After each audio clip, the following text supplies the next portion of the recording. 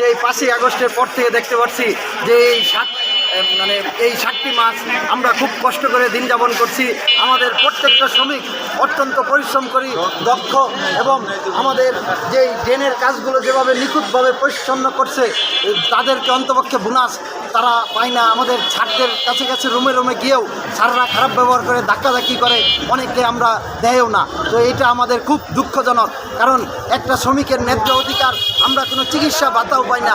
কোনো অসুখ বিসুখ হলে বা পরিবার কোনো অসুখ হলে ভাই বোন বা বাবা মা স্বামী স্ত্রী কোনো আমরা কিছুই বরাদ্দ বা আমরা কোনো কিছু পাই না। তো এটা আমাদের সঙ্গে অনেক দুর্নীতি হচ্ছে, প্রতারণা হচ্ছে। এই বিষয়ে একটা ব্যবস্থা নেওয়া দরকার। যে এই ছাত্র জনতা বিপ্লবের মাধ্যমে নতুন বাংলাদেশ পেয়েছি, আমরা তো নতুন বাংলাদেশ কোনো পরিবর্তন দেখতে পাচ্ছি না, আগের পুরাতন বাংলাদেশই পড়ে রয়েছে। আগে যে আমরা ওই টিটুর মেয়রের আমলেও যেরকম করেছে এখনও এরকমই করছে। যেই সরকারি আসুক আমাদের কর্মচারীদের যেই পেটে কেন লাথি দেয়, শ্রমিকদের তাদের ন্যায্য অধিকার দেয় না, তাদেরকে বেতন কেটে দেয়, চাকরিও চলে যাচ্ছে। ইতিমধ্যে কয়েকদিন আগে 10 জনের চাকরি চলে গিয়েছে। আমাদের বর্তমান সচিব যে সিও যিনি আছেন উনি দায়িত্ব নিয়ে এরকম অনেক অশ্লীল আচরণ করে যাচ্ছে, কর্মচারীদের জুলুম করছে, অফিস থেকে বদলে পার্কে দিচ্ছে,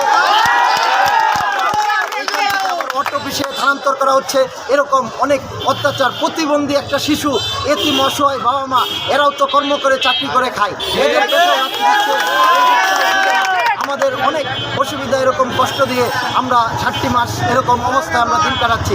তাই আমরা এই জন্য একটা প্রতিরোধ চাই, আমরা স্বচ্ছ জবাবদিহিতা এবং একটি সুন্দর ন্যায্য আমাদের অধিকার আমরা ফিরে পেতে চাই। আমাদের বছরে 2টি ঈদ, এই ঈদেও যদি বোনাস না দেয়, এবং বছরে পূজা, হিন্দুদের দুর্গা পূজা, উৎসব ভাতা, আমাদের চিকিৎসা ভাতা নাই দিল, এইগুলো তো আমাদের অন্তর্কে দেওয়া উচিত।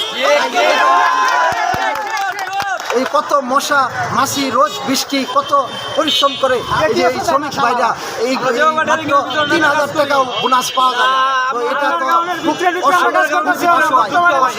আমরা এটা যদি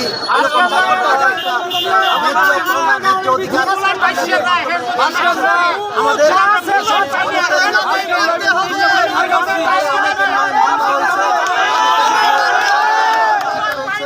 অনেক দুর্নীতি করে যারা তাদের দুদক থেকে, দুর্নীতি দমন কমিশন থেকে সবার নামে এটা দেওয়া হয়েছে, মানে এদেরকে সাজাপ্রাপ্ত শাস্তি দেওয়া হয়েছে। আমরা আশা করি যে এখনও আমাদেরকেও যারা মন্ত্রণালয় থেকে যে ন্যায্য পাওনা যেগুলো বেতন বোনাস, এইগুলো যদি কারা দুর্নীতি করছে, কারা এইগুলোর সাথে জড়িত, এটা একটা তদন্ত ব্যবস্থা করা হোক, যাতে আমরা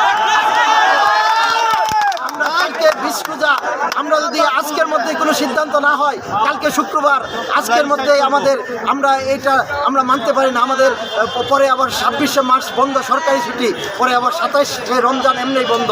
এই বন্ধ করে আমাদের দিন শোল দিয়ে তারা অজুহাত দিয়ে চলে যাবে। তাই আমরা চাই আজকের মধ্যে একটা সমাধান।